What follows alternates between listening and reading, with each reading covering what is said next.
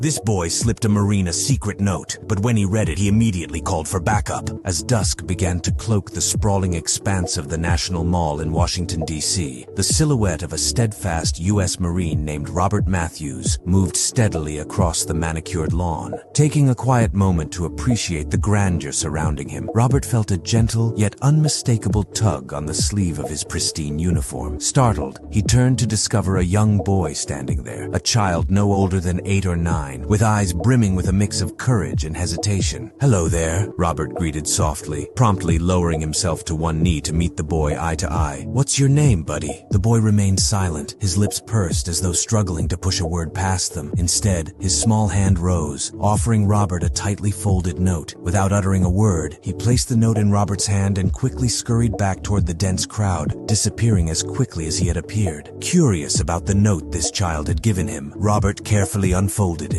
The words drawn across the paper were simple yet powerful, sending an immediate chill coursing through him. A young mother, the focus of the note, was terribly ill, and her child hoped to make her last days filled with happiness. Robert rose swiftly, with adrenaline heightening his senses. Fishing his phone from his pocket, he quickly dialed a familiar number. "I need backup, and I need it now," Robert said, urgency evident in his voice, despite his attempts to maintain his composure. Meanwhile, across Washington, in a modest apartment hemmed between the city's bustle, young Ethan Wells was lost in a sea of textbooks. His nimble fingers danced across the lined pages as he diligently completed his homework. Every tick of the clock drew him closer to the cherished 30 minutes he spent with his mother each evening. Jennifer Wells, Ethan's mother, worked tirelessly. Her day began at the break of dawn and only truly ended late at night after her second job. Despite her bone-deep exhaustion, she never failed to lend an ear as Ethan eagerly recounted tales of schoolyard victories and classroom adventures during their brief evening rendezvous. At precisely 5:25, not a minute more, Ethan sprang from his chair. The wooden floor groaned in a familiar symphony as he tiptoed to the door, eager to greet her. Swinging it open, Ethan caught sight of her ascending the stairs. Her face, usually so warm and inviting, was shadowed by a deepening frown. Yet, when she spotted him, a sliver of a smile breached her face, albeit briefly. "Hey, Mom," Ethan greeted tenderly, wrapping his arms around her in the first of many daily hugs. Together, they walked hand in hand into their small, comforting kitchen. Taking a seat, Ethan felt an unfamiliar heaviness in the air. "Mom, is everything okay?" he asked, his voice tinged with concern as he placed his small hand on hers. Jennifer inhaled deeply, trying to summon the courage to reveal the truth. Her visits to the doctor had resulted in a diagnosis of breast cancer, a battle she never anticipated having to face alone. "Ethan, sweetie, there's something you should know," she started, her voice trembling as tears pooled in her eyes. Ethan, despite his youth, had grown wise beyond his years. His father's absence had, out of necessity, pushed him to pick up the slack. From doing dishes to self-managing his room, Ethan embodied a maturity rare in a boy his age. Now, listening intently, his young face tightened with concern as his mom laid bare the grim realities she faced. "The treatments, they are costly, and time is not on our side," Jennifer continued, fighting to maintain her voice. "I'll have to cut back on work, which means less for us." Even as tears traced wet lines down their cheeks, a fierce determination welled up in Ethan's heart. "We'll find a way, Mom. We always do," he assured her, even though uncertainty gnawed at both of them. Quietly, each reflected on the Christmas they had been planning, a Christmas that once brimmed with hope and now hung precariously in balance. That night, alone in his room, Ethan sat engulfed in thought. Despair crouched menacingly at the edge of his consciousness, but he shunted it aside, focusing instead on what he could do to change their circumstances. An idea began to form, flickering like a newly lit candle in a storm. The following morning, Ethan woke earlier than usual, refreshed by newfound determination. As he made breakfast for his mother, an idea crystallized. A plan not just to lighten their burdens, but to breathe life back into their Christmas dreams. He set off for school with a renewed sense of purpose, his entrepreneurial spirit invigorated by the teachings of a book titled Practical Steps for Young Entrepreneurs. "Mom, is it all right if I visit the mall after school?" Ethan asked cautiously over breakfast. "The mall? What for?" Jennifer inquired, eyeing him with curiosity. "It's for a school project," Ethan replied, carefully choosing his words to veil his real intentions. "I need to do interviews, ask questions, you know." Jennifer hesitated, weighing this unexpected school venture against their usual routine. Eventually, she agreed, granting him an hour that afternoon. Ethan's day unfolded with an urgent impatience, every tick of the classroom clock serving as a reminder of the monumental task ahead. He paid little attention to the lessons appealing to his mind's analytical corridors, or to teachers who mistook his distraction for mere daydreaming. By the time the final bell rang, Ethan was ready. Clutching a stack of carefully written notes, he made his way to the mall. Drawing upon the guidance from his book, he understood that launching any successful endeavor required outreach and engagement, specifically as many connections as possible. Stepping into the bustling scene, Ethan surveyed the throngs of people milling through the mirrored corridors. He needed to distribute a minimum of 50 notes, according to the guidelines laid out in his entrepreneurial study. With his heart pounding, he set about his mission, his actions echoing a silent hope that compassion among strangers might kindle a chain of events to transform their dwindling holiday cheer. Unbeknownst to him, Marine Andrew Stiles was among the crowd that day, a silhouette of determined vigilance amidst the fragrance of food stalls and holiday lights. A man dedicated to serving, Andrew accepted Ethan's note graciously, the innocence and urgency in those penned words striking something powerful within him. "Guys, listen up,"